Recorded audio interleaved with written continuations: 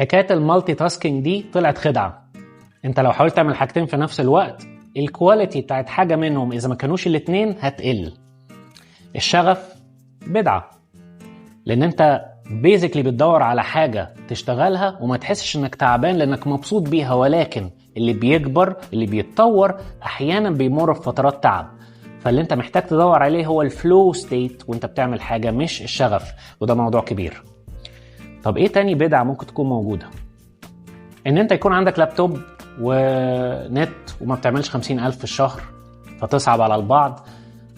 ما اظنش، لان مش معنى ان انت عندك لابتوب ونت ان انت اوتوماتيكلي هتعمل فلوس، لان في بعض الاحيان بيبقى فيه جوانا معتقدات سلبية بتحدنا من ان احنا نتقدم لقدام مهما كان معانا من لابتوبات او انترنت، والمعتقدات دي محطوطة في مكان متصمم على ان انت عقلك الواعي ما يبقاش عارفه ولا يبقى شايفه.